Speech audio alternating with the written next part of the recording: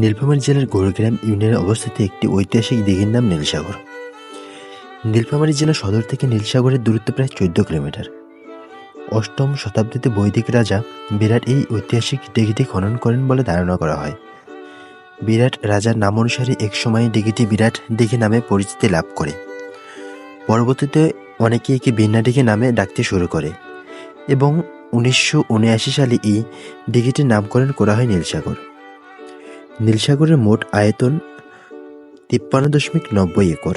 এর মধ্যে জলভাগের মোট আয়তন 32.74 একর এবং দিঘির পাড়ের জমির পরিমাণ 21 একর। বর্তমানে নীলসাগরের আশেপাশের পরিবেশকে ভ্রমণ পিপাসু মানুষের চিত্ত বিনোদনের উপযোগী করার জন্য বিভিন্ন ধরনের সংস্কারের কাজ করা হয়েছে।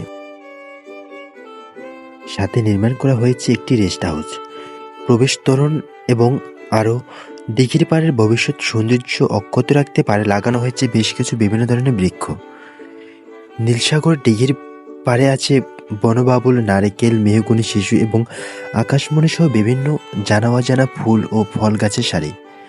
আর প্রাকৃতিক সৌন্দর্যের জন্য বিখ্যাত এই নীলসাগরে শীতকালে অসংখ্য অতিথি পাখির দেখা মেলে। 1998 সালে নীলসাগরকে পাখিদের অভয়ারণ্য হিসেবে ঘোষণা করা হয়। এছাড়া প্রতি বছর চৈত্র সংক্রান্তিতে হিন্দু সম্প্রদায়ের লোকজন নীলসাগরে বারুণী স্নান উৎসবের আয়োজন করে থাকে। নীলসাগরের পূর্ব পাড়ে আছে একটি মন্দির এবং পশ্চিম পাড়ে দরবেশের আস্তানা। প্রায় প্রতিদিনই দরবেশের আস্তানায় দেহতত্ত্ব গানের আসর জমে। এছাড়া চৈত্র মাসের পূর্ণিমায় সময় এখানে গ্রাম্য মেলার আয়োজন করা হয়। নীলসাগর তেমন উত্তাল ঢেউ, টলটলে নীল রং পানির। সাগর না হলেও সাগরের নামে এর নাম। আকাশের রঙের সাথে মিলিয়ে জলের রং কখনো নীল, কখনো ধূসর, কখনো কালো। চমৎকার এই দিঘিটির অবস্থান নীলফামারী জেলায় সদর থেকে 14 কিলোমিটার দূরে। জানা যায় 8ম শতাব্দীতে বিরাট এই দিঘিটি খনন করেছিলেন এখানকার তৎকালীন রাজা।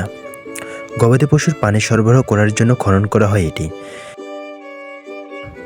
নীলফামারী ভ্রমণে নীলসাগরের সাথে দেখা তো করবেনই, সাথে অবশ্যই দেখে আসবেন দিঘির পূর্ব পাড়ের মন্দিরটি।